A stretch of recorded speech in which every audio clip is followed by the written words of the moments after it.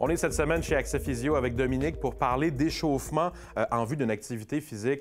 Malheureusement, Dominique, les amateurs ont rarement la chance de s'échauffer de la bonne manière, de celle qu'ils devraient avoir si on compare à des professionnels. Est-ce que tu aurais des trucs à donner aux gens qui n'ont pas nécessairement beaucoup de temps, mais qui veulent améliorer leur réchauffement? Tout à fait, tu l'as dit, les professionnels ont plus de temps, souvent 1h30, 2 heures avant la glace, donc ils peuvent avoir le temps de bien s'échauffer. Puis on sait à quel point c'est important de bien s'échauffer afin de prévenir les blessures. Donc, on suggère aux gens qui sont dans des ligues récréatives de prendre le temps, par exemple à la maison, avant la partie, de faire un peu de jogging léger, par exemple, du vélo stationnaire. Puis ensuite, quand on va sur la glace, on a quelques minutes, 4-5 minutes par exemple, et d'être plus spécifique au sport. Donc, faire des freinages, des changements de direction, faire des tirs. De bien utiliser ce 4 minutes-là puis qu'il soit optimal. Exactement, pour être bien spécifique et bien prévenir les blessures. Prendre ce temps-là, exactement.